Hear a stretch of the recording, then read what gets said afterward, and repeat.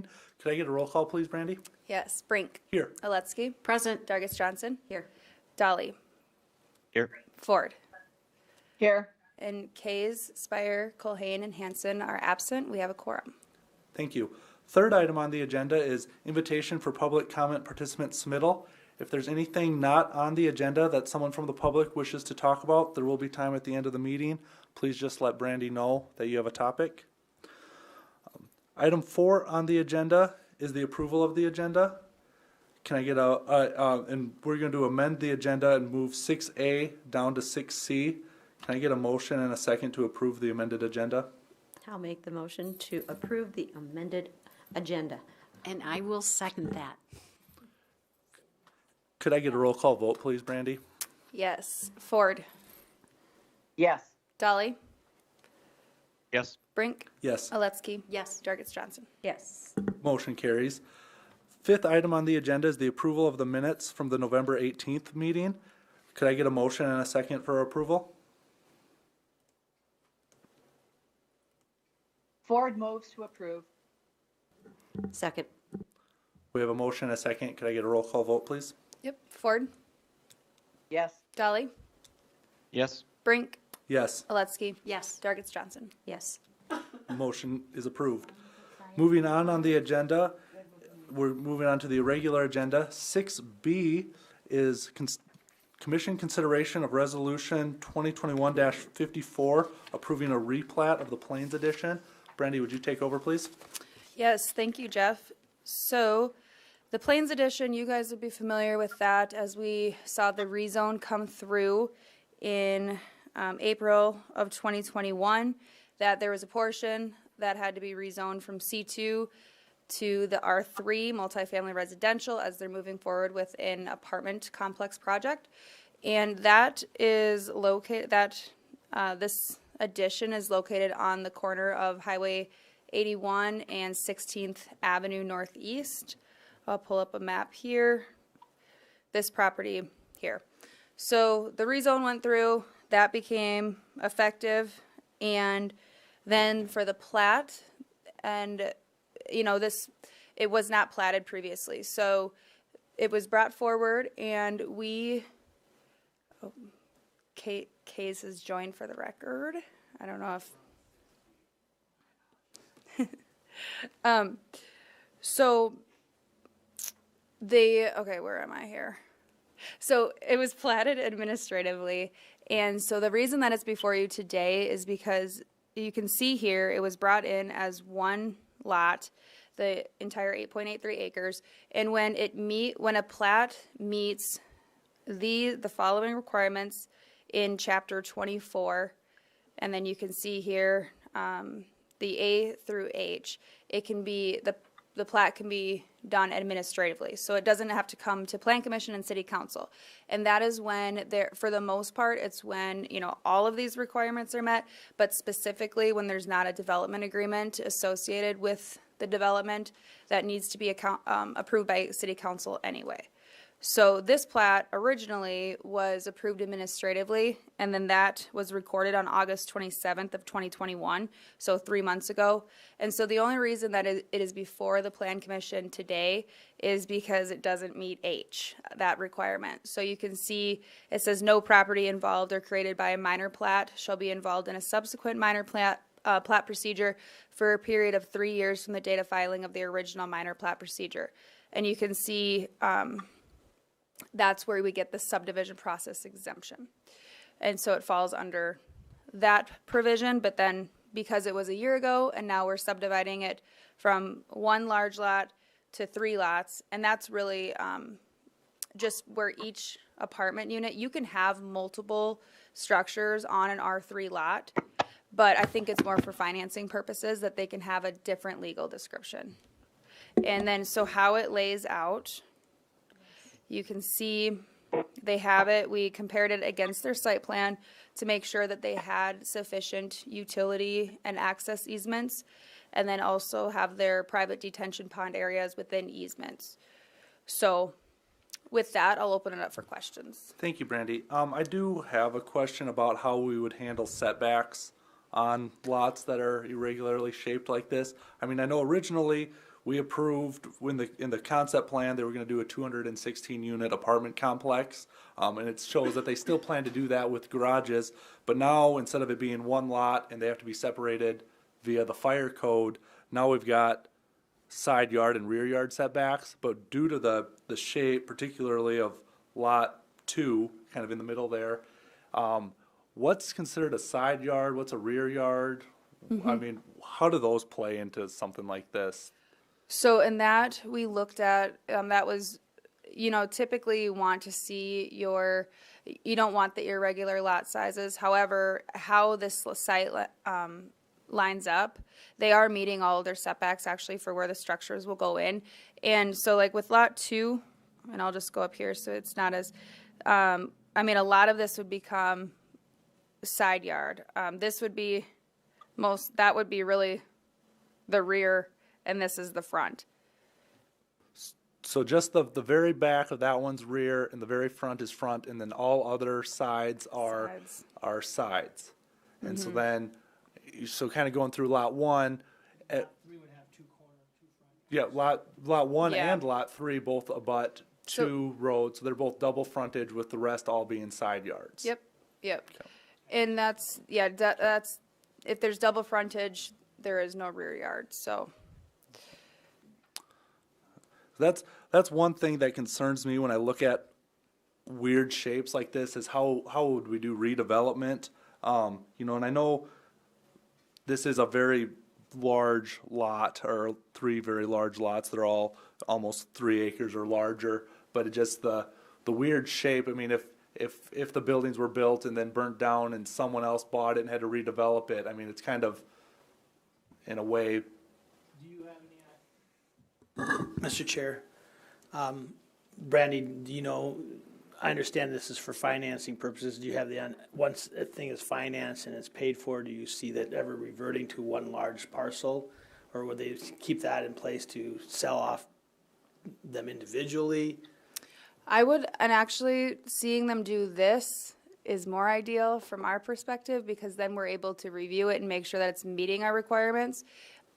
Rather, sometimes you see people just parcel them off, chopping them up by legal description all the time. So this is actually better for that, the perpetuity that the building permit, that they could be issued a building permit for the property that's subdivided. I'm sorry. They also, just to expand on that a little bit more about the ownership, they don't anticipate this changing owners. It's basically for the financing purpose. Sure. Do lot 1, does that meet our lot width? I mean, how are we calculating lot width when it's got 2 fronts that are both about 50 feet? With an R3, which is 12 units, so I was thinking, 150 is what the ordinance. Yes, and so you actually, there is no lot frontage requirement, so you actually take the measurement of the mean width, taking it by right angles. So when you see the, you have, 182 feet here, they're definitely, they're meeting that lot width requirement. The definition altogether of the lot width, I think, when we do into our winter ordinance amendments, cleaning that up, because really the purpose, we want frontage is more so what we should be looking at, and that's for access. So lot 1, lot 2, and lot 3 are the principal apartment structures. And then the garages are going to be 1 on lot 3 and 3 garages on lot 2 as proposed. I can pull up the site plan. Did I include that on this agenda? I'm just looking at the replat here where it shows. Yeah, the rectangle. I believe all 3 lots had apartments, and all 3 had Yes. garages on them. Yes, that is true. I was just trying to interpret what L5, L6, those buildable areas there are constituting. On the Those L's are, they're platting out an H lot that's right there, up in the top corner. I'm talking these 2 footprints that they have there. That there's 3, Oh, there's 4, those are there's easement. 4 footprints on lot 2 as prescribed in the replat? Those are easements. So then they're just describing those by bearing. Okay, so access easement, I was confused because it looked like they're building footprints. No, and everything does line up with the building footprints, and that's what I'll get pulled up here. So if that offers some clarity. So what you're saying is that these proposed lot lines are going around the existing buildings there now? Yep. And there's only 2 buildings there now, but for the entire project, for the submitted site plan. But if this is for finance only, why can't we just slice it in 3 pieces and? Because we still would want to treat them as if they would be conveyed. So to meet all of our regulations, with them they have shared access easements and everything. There's knowing what we see in the site plan and how the site is proposed to be developed, it's better to have that information up front. So why didn't we have that as a PDU coming in here then? I mean, PUD. why didn't we set it up that way to start with? If they knew that financing, we're only 3 months into this project and now they're saying that the financing needs to change. Well, they're really doing it to meet ordinance requirements because, like I said, people are conveying property by legal description quite often. And then really to meet our regulations, our ordinance, you would have to have it be platted. And then that would give the building permit right. Now, how was I going to go with that? But as far as the zoning goes, they are still meeting the conventional zoning district of the R3. So a PUD wouldn't be appropriate either. Mr. Chair, if I could please, I'd just like to add, this is a very odd-shaped, these are odd-shaped lots. This is a plat that we don't typically see, although I have seen some of these in other jurisdictions. We did closely look at the subdivision regulations as well as the zoning ordinance, and we did not find that anything in our regulations that they were deficient in. They are meeting the lot width, they are meeting the lot area. We do allow for access by access easement, that type of thing. So we did take a look at this pretty carefully, and we weighed it against the existing rules that we have in place. Yeah, thank you for that. And I think, yeah, like you said, the shape is kind of what throws us off and makes us throw in a lot of questions because, it does look weird and it makes it wonder if they have enough lot width and stuff. But I do appreciate you guys looking into that and answering my questions and all of our questions. So thank you. Brandy, what is that you're showing us up there on the? So I'm just showing, I wish that I had Blue Bing on this computer because then I could just show you in comparison. But so you can see how these are laying in here. So, and that is staff's role. We are checking it against our subdivision ordinances and zoning ordinances for that to ensure that these are being checked even before it gets to you guys. So that is something that we definitely looked into. So you can see where lot 1, that's where it's shaped. Here, it runs here, and then runs. So lot 1 only contains. And it contains one garage as well. It looks like there's 2 garage. Oh, then the other garage goes up the other way. Yep, But then the setback isn't. There's no setback. That garage is right on the property line. no. Oh. No, they would have to have 9. They have to have 9 feet. So you're telling me there's 18 feet between those garages? There should be anyway, supposed to back out. Yes.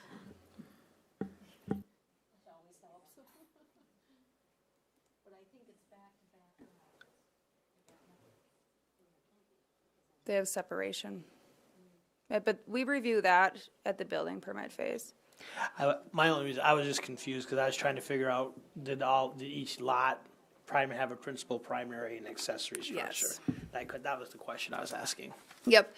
And again, that would be with our building permit review and when we do the site plan review. But as far as the lot, it does meet our subdivision ordinance requirements and the plat itself. Like I said, if we didn't approve this if this wasn't just recorded in August, it would have been able to be administratively approved. Bert, you're fine with all the easements as laid out on the plat? Thank you. Is there any other questions from the board members to staff? I noticed when we had a rain incident and stuff, that they were pumping water out of their dry pond or whatever into the street. Are they gonna always do that? No. So that was a under construction situation where the pond wasn't complete yet, and that was a large rainfall event. So no, it is not designed that way. Yeah, that pond actually has a pipe that connects it to our storm sewer, but like you said, it But I wasn't mean, it was constructed pumping yet. over it. Yeah. It was pumping over it, and people were asking me like, is that normal? Are people always doing that? And I'm going, no, I don't think so. No. Well, that brings up a good point, though. So every site has to have their own retention pond. Are there easements on that the other two are, I mean, that's all going to be, Yes. So that is also the BMP maintenance agreement. We have that in place. That'll be recorded with this plat. That's another administrative function because it's reviewed by engineering. And to get into that technical data isn't really necessary for Plan Commission. And so how we do have language in ordinance that explains a regional pond. So basically, the owner today, this agreement runs with the land. So if the owner today, which is Richard Berg, if he were to sell Lot 2, that this obligation would still run with them, and say that so they are obligated to privately maintain these detention ponds. Say that they don't maintain them, and the city has to step in because it's causing issue down or upstream. Then the city would assess them back, and then we would do it by percentage. And that's spelled out in ordinance. I got a question, Brandy, on the replat where it shows the easements. We do have the actual, drainage easement areas outlined on that site plan, including that detention pond. What I don't see on here, and I'm not sure how it's typically done, is conveyance of that water. So if it's a regional and we're draining water from, Lot 2, say, into that pond, do we illustrate that from a conveyance standpoint? Sheet flow. And that's all. Modeled in. That's in the hydraulic analysis that's reviewed when the drainage component is being looked at. But it doesn't need to be shown as far as an easement goes. It just needs to be incorporated into that drainage plan. Yep. Thank you. Thank you. Are there any other questions from the staff or from the board members? Being this is a plat, there's no public hearing. I'd look for a motion and a second, please. So moved. I'll second that, Oletsky. I have a motion and a second for approval. Is there any further discussion? Hearing none, I'd ask for a roll call vote. Yep. Dargis Johnson. yes. Oletsky. Yes. Brink. Yes. Kays. Yes. Dolly. Yes. Ford. Yes. Motion carries. Moving on in the agenda of the regular agenda is 6C, Commission consideration of Resolution 2021-55, approving the plat of the Mansell Second Edition. Brandy, will you take over, please? Yes, thank you, Jeff. So this property here, and I'll pull up that vicinity map, just to the south. Oh, there is no vicinity map. Okay, let me find it on GIS here real quick. So this property is just to the southeast of Sandy Shore Park on Lake Kempesca, and then actually on the south side of South Lake Drive. So this was annexed and zoned on, let me find that date, December 1st of 2020. And so it was brought in as one lot and was zoned R1 single family residential.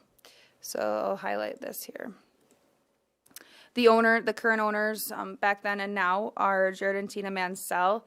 And so they are looking to, again, this is the same situation as the Plains.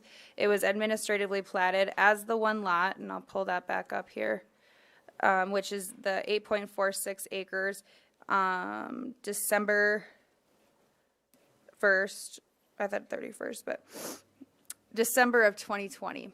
And so once again, then we're falling within that 3-year of a subsequent minor plat, and just bringing that, really it's, I believe for the transparency that staff isn't, piecemealing something together. And so that's why I believe the 3-year time frame comes into play. And so these lots will remain, so this will be the new subdivision here, how these lots will be subdivided. And they are all conforming to the R1 single family residential district. Is there water and sewer and other city utilities over there? Yeah, so on South Lake Drive there is, and Lot 2, then after they annexed and zoned, and they worked with Watertown Municipal Utilities and getting the sewer water consent decree, all of that taken care of.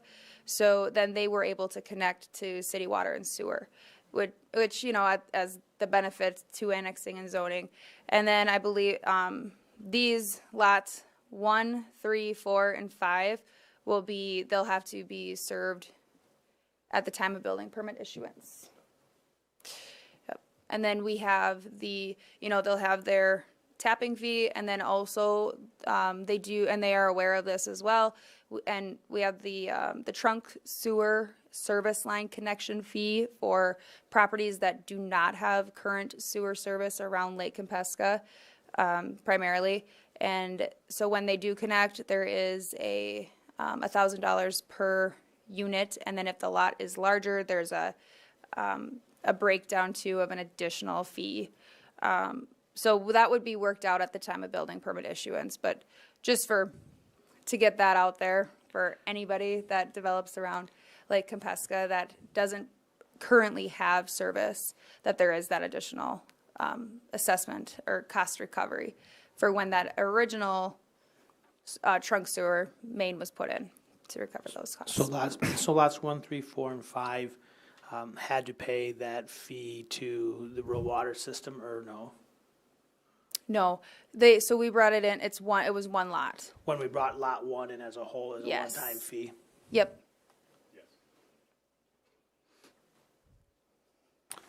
Thank you. Are there any other questions from the board members?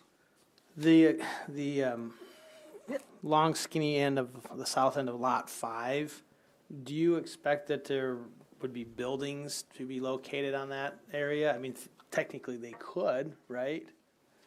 Yeah, but it would need a lot of structural work. I mean, if they proposed it, we would just have to really see what the base was, right. If anything would be able to be approved. Yeah, I know sometimes some communities, they put no build areas on lots that are platted, and is that something we'd want to consider, or we just let the buyer beware on that? I mean, if they could do something cool with it, Lots of times that's just an island, and then when it's a dry year, then you can drive the little dirt path to it, but. Yeah. I don't want to put no build there. If someone can put something there, I think that'd be cool. Yeah, it's kind of, like you said, it's kind of an island most of the time. I mean, that's the reason these lots are shaped uniquely for people that aren't familiar with the area. It's all surrounded by water. Yeah. It's a neat area. With the lots there, there is floodplain that's in this area. Yep, completely. Do you see substantial amounts of fill having to go in or raising these to make these even buildable? Yes. Okay. Yep. And they're aware of that. And then we've been in contact with the Army Corps of Engineers, verifying wetlands and whatnot when they, because they did place some fill. And you can see here, this map is indicating this pinkish red is all within the 100-year floodplain. So will there be any mitigation necessary with the Corps? No, Okay. because it actually, there's not a direct connection. Now, one time before South Lake Drive was there, but now it doesn't. It's not. No, at one point in time, there was some sort of talk that there were pipes or something underneath the ground, and There is a pipe, and we looked at that elevation. And so there was, it was the elevations that we verified why they made that determination, that they were non-jurisdictional. It's overflow, I believe.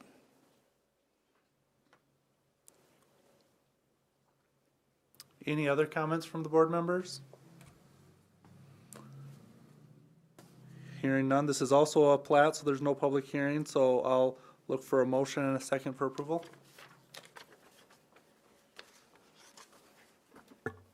I'll make that motion to approve the plat. I'll second it. We have a motion and a second. Could I get a roll call vote, please? Yes. Stargett Johnson? Yes. Aletsky? Yes. Brink? Yes. Kays? Yes. Dolly? Yes. Ford? Yes. Motion carries. Going back to item 6A, which we moved to the end when we approved the agenda. 6A is commission approval of the 2022 development review schedule. Brandy, would you take over? And actually, I'm going to turn this one over to the Community Development Manager, Stacy Bungar.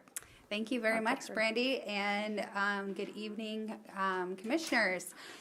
Wanted to get this in front of you here. I do think that we have a practice of having you take a look at it and improve it just to kind of make sure that everything is going to work. One thing I wanted to point out that's a little bit different is we added about a week for review time. And what we were noticing is as we have been using the design review team, the DRT, more and more, we wanted to have a little bit more time in there right now. We're getting applications to them, and it's really a very tight time frame. They're getting just about 2 days of review in, so that we felt like that was not sufficient. So we added a little bit of time in there. Hopefully we'll be bringing more complete items and be working with applicants. We'll have a little bit of time to see more revisions and things like that. But nothing too substantial here. Tried to map things out a little bit better and have you guys take a look at it. I believe that we only have the one meeting in November and then the one meeting in December. Of course, if we did get something urgent, we would be working with you to see if there would be availability to have a meeting. But that's kind of how the schedule fell. So with that, I'd be happy to answer any questions. Just a quick question conceptually. Have you guys tracked over the last 3 or 4 years the need to have 2 meetings a month? I mean, for many years, we only went once. And then you went planning commission on one meeting and board of adjustment on the other. And I mean, I think it's great that you're allowing as much flexibility for the public, but I've sat in that chair, and so has Jeff, and I'm just wondering, from a staff perspective, is there alternatives that need to be explored to provide more ability to do comprehensive reviews? Is it, every 2 weeks that we need to be meeting, or could it be done one every 3rd week, and so you end up removing? I'm not trying to get out of going to meetings. I'm just saying, is there other ways of looking at it that would still allow functionality of the office and service to the community, but at the same time not having to, Sure. boom, boom, boom. Sure. Do you clarify? I can speak to the last year and a half, and then I'll turn it over to Brandy to get her reaction to that. The last year and a half, I would say yes, I think having the 2 meetings a month has been good with the sheer volume of things, but I understand where you're going, Commissioner Kays, and I appreciate looking at that so we can all use our resources more efficiently and effectively.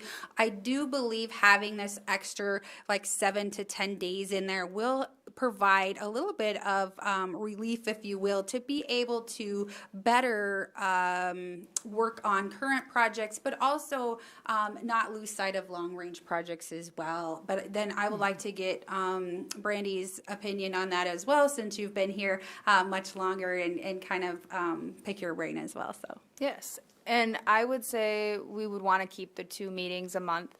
It just allows more flexibility to keep projects progressing. And then also with this addition, and we've been trying to tweak this calendar, and a lot of it is for the subdivision reviews, so that we're getting additional time there, and then but still have the 2 meeting flexibility to keep projects moving. So the question on, it's the extra week for everything, Board of Adjustment, plats, everything.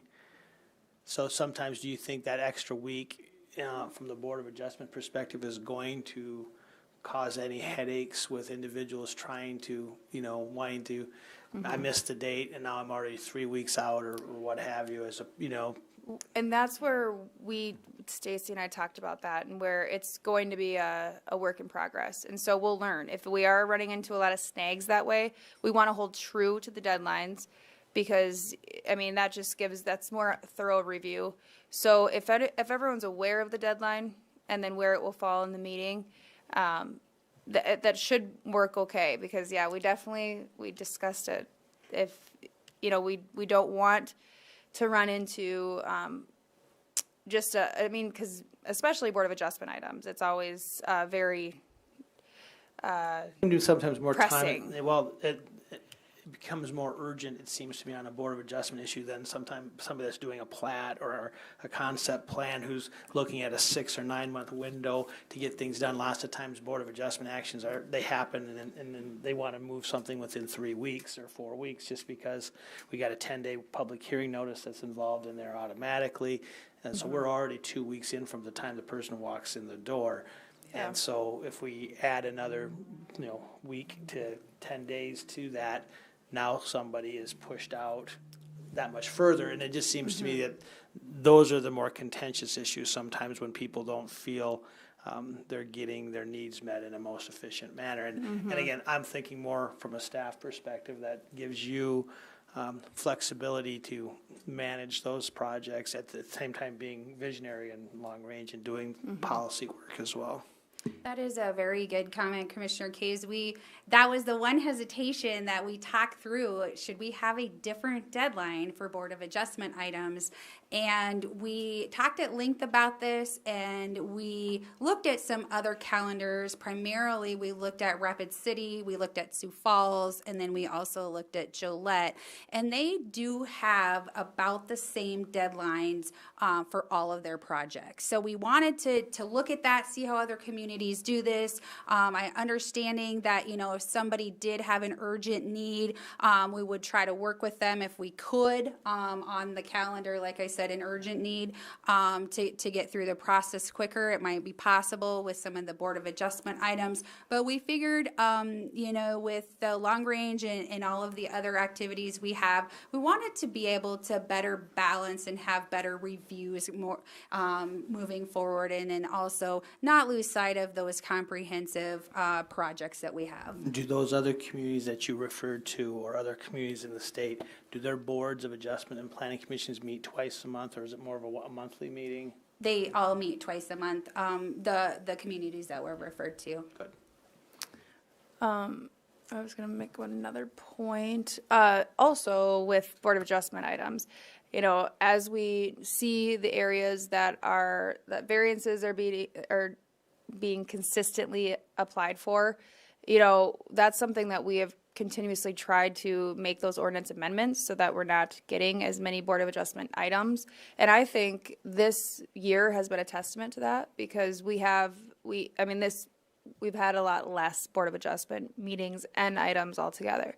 So as we continue to kind of, sift through the ordinance, make amendments where necessary, and then hopefully, because the variance, conditional uses, they're always going to be there until we have a complete overhaul of our zoning ordinance. Well, that was where I was going to go with that, is that as you're reviewing these conditional use permits that we always grant religiously, and we always apply the same 7 conditions or same things on it. Now that the state has offered us the ability to do special permitted uses, my recommendation to you would be to put those special permitted use language together and bring those, so that, again, I'm not seeing daycares that meet the 14 things that they're supposed to do, and or certain home occupations and things like that that we shouldn't be dealing with on a monthly basis. No. Definitely, I completely agree, Mr. Kays. That's definitely something that we're hoping to accomplish, and I think that that's going to, again, get into, efficiencies and just better use of board time, staff time, and really put that emphasis on some of those larger projects and the policy things that we've been scrambling to do. So I think that that'll actually give us a lot more time to do a more comprehensive job and utilize your skills and abilities in a better manner as well. It's good for the community too. So, a lot of times with the Plan Commission, you're dealing with developers and stuff that are very used to and knowledgeable about our ordinances and regulations and the times. Oftentimes with, some of the conditional uses and the variances, these are people that are just discovering the need to go through this process, right about the time that they're trying to do something. So if we can eliminate that for a lot of the common stuff, it's certainly beneficial to the community as well. Yes. Thank you, Blake. Are you looking for a motion? Do we need a motion and a second to approve this, or is this? Yeah, let's approve it. Okay. And then this is something too, as a heads up, every year we approve this calendar, and then you can kind of look at your schedules for the upcoming year, and then, let us know in advance if you want, or, just how we have been doing it. It's worked out. So we can plan our vacations on every week of this, right? The Plan Commission and Board of Adjustment still falls on the first and third Thursday following the first Monday. Is that still true? yeah, following council. Okay. Yep. Yeah, and should you notice Question. any edits, definitely let me know right away, and we'll make those. We tried to get it in front of a few staff members for that, but another set of eyes never hurt, so. And I meant to put together an illustrative calendar, which I You have too much time on you. I remembered that as we were pulling this item up. So look for that on the website. I do have a question for the packets there. We've got the packet date listed. Is that the posting date for when it's going to be online? Are we still going to plan on mailing any out to the board, or is it just all digital? What's the plan for next year?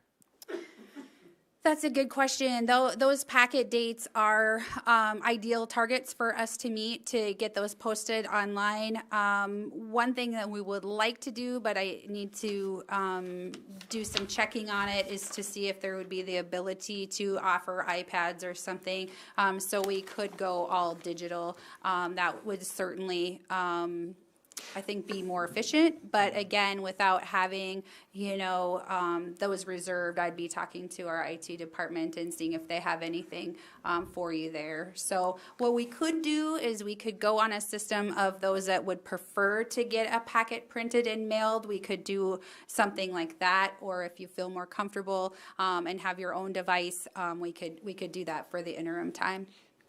I think it's really important that if we have a packet date and we have something that written down, I think your state's attorney is going to tell you, especially when it comes to Board of Adjustment actions, that if we aren't adhering to our guidelines as prescribed and things are coming in the day of or the day before and the public doesn't have access to that information prior to board action, that opens up a whole lot of liability. And so that's the only thing I caution you about laying out a packet schedule. That's a good point, Commissioner Kays. Actually, it would probably be preferable if you wouldn't mind looking at approving this with the amendment of just taking that off for publication. That was more for staff to look at how things would lay out.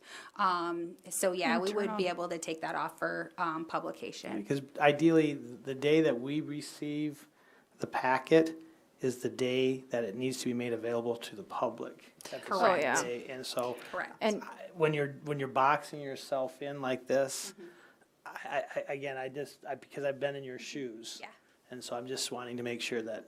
No, that's a very good point. I do think taking that off before publication out on the web or whatnot, we could actually take the public notice off and keep that internal as well. I put those on there just so we could see how it would lay out from a staff standpoint, but I would actually prefer if you would make those amendments before publication. So thank you. yeah, and they can still remain the internal deadlines. Yep. If you're looking for a motion, I would make that motion to approve with the suggested amendments made by staff. Second. I have a motion and a second. Is there any further discussion? And just for clarity, that is to exclude the columns for public notice and the packet. Yes. Hearing none, can I get a roll call vote? Yes. Dargis Johnson? Yes. Oleski? Yes. Brink? Yes. Kays, Yes. Dolly, Yes. Ford. Yes. Motion carries. Item 7 on the agenda is open public comment. I don't think we got any. I don't think there's anyone from the public here. Moving on, item 8 is new business. Do we have any new business? I just have one thing, just as an FYI, to let the board know and then also let the public know that we are proposing some fee changes that would cover planning and zoning fees as well as building permit fees. We'll show the planning and zoning fee proposal here to you. You can see the current cost in the column there under current cost, and then the new fee amount there. So not a whole bunch in terms of changes, just a few things here and there. We have added a column for the concept plan, also for TIF districts. There'll be a fee there as well as what we've proposed. We did add a column in for the admin plat fees. We've been charging a final plat fee, so that'll actually go down for a number of people because we really want people to be able to do those admin rather than just deeding things off. We feel like it's a lot cleaner for the land records. So we've kind of tried to make that an incentive. And then the other one is a planning and zoning permit. We just kind of wanted to have that there as a placeholder as we make amendments. So as you can see, there's just a few things that have changed. A lot of it, we've taken out the publication costs. We've tried to roll those in so we're not actually generating invoices and billing. It seems to be a lot of time with that. We will still bill out for recording costs. Mr. Chair, quick question. I have been, for most of my professional career, an advocate of requiring people that need special dispensation from boards of adjustment, either through variances or conditional uses, to make sure that the general public is not subsidizing the cost of that ask. And so I want to know, does $150 cover the cost of processing a variance application? I would say it does not cover the cost. So if the board feels strongly, we can certainly amend that. I can tell you anecdotally throughout the region that this is the best deal in town when you start comparing it to other communities and counties of what they charge for a variance or a conditional use through board action. Those things take a lot of time. They take a lot of staff time. There's a lot of stuff on the front end, plus there's things on the back end that has to be done. I can tell you right now, most counties in the area are charging $500 for a variance application, and somebody says, well, why would you ask for $500? Because a variance by its very nature is really a relaxation in terms. You're asking me to bend or break the law to accommodate what it is that I need to do. Now, granted, sometimes variances need to be granted because we've got rules applied to areas of town that it makes no sense, and we're feeling it that way. But that's something that, and maybe not this year, but something that we need to be thinking about, trying to discourage variance requests just through the cost of doing it. And that's what we're seeing many counties and cities do.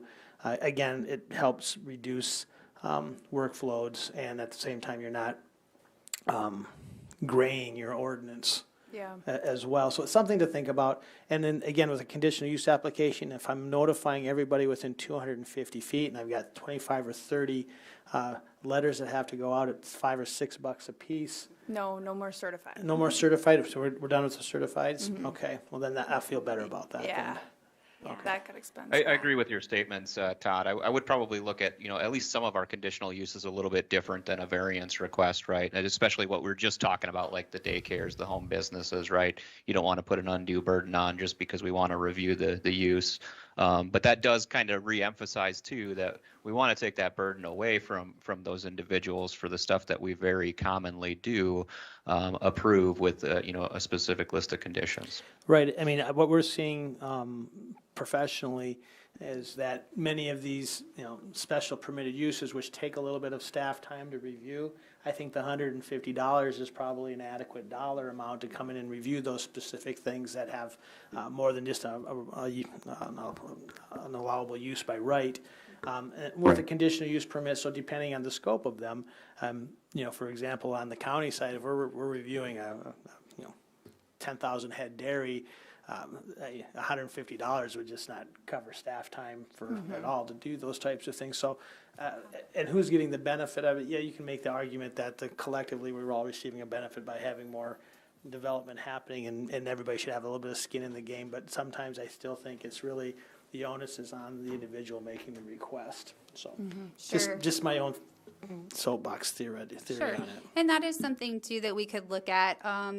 I remember the fee in Brookings is pretty comparable, but you do see them all over the board. So some of the fees down in Sioux Falls are much higher, and I very much agree this is on the very low end of the fees out there. We wanted to make some minor adjustments this year, potentially have the time to do more studying, to make a case for different fees in the future. We are increasing the building permit fees a bit more, so we wanted to kind of take this incrementally, but very good points, Mr. Kays. I think in the county, Cottington County, I think a conditional use permit or variance is $250, I believe. So, and that's what good to know. I'm thinking too. I mean, I like the idea conditional use to keep that at 150, but maybe upping the variance to 200 or 250, because then you're getting that, right now you get somebody that's just like, well, roll the dice, $140. Yeah. And then you are spending the staff time and the board time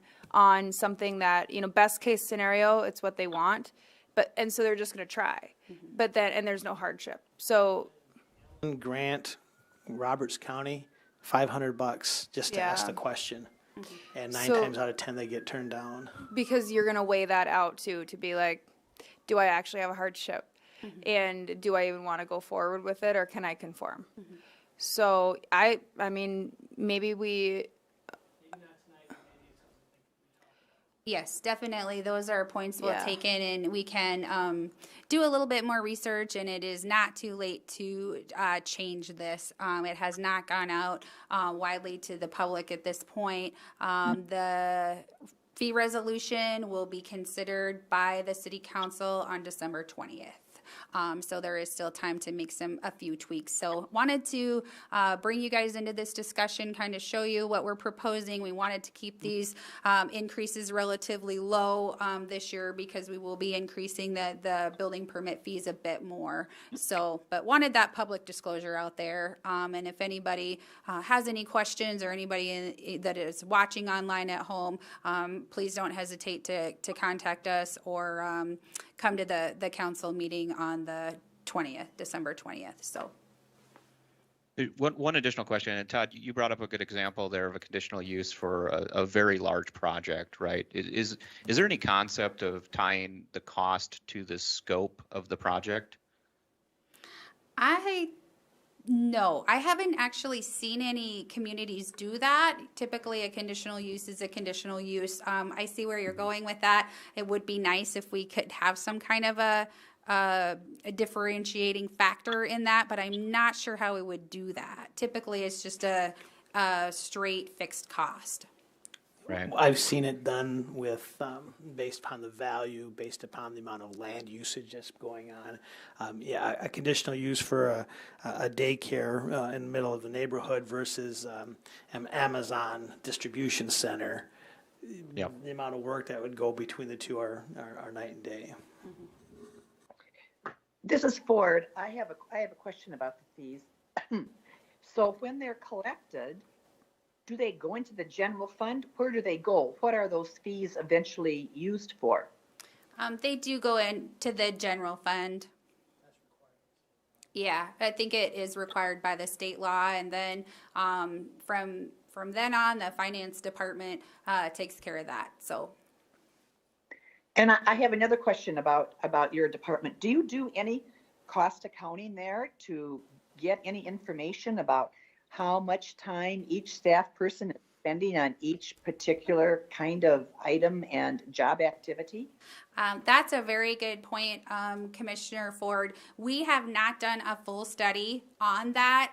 We looked at that a little bit more on the building permit fees this year. So I think that that would be good in terms of taking a look at how much time does it really spend. We kind of did an estimate of that, and so you can see how the concept plan and the preliminary plan and the PUD, there's some of the higher fees because they do take the most staff time, if you will. But as far as a full comparison to look at and say, it costs about this much money to process with staff time and everything included. We have not done that. And then I know some communities that do that, and then they'll say, oh, well, are we subsidizing development 50%? Are we subsidizing it 75%, 25%? So that is something that we would want to be looking at in subsequent future years. Yeah, we'll start logging our hours and then coming up with the fee at the end. Well, That wouldn't be much for public service. no. Is there any other new business? Seeing none, is there None any that I old have. business? None that I have? Seeing none, any reason to go into the executive session? No. All right, I will adjourn us. We are adjourned. All right. Thank you, everyone. Thank you, everyone.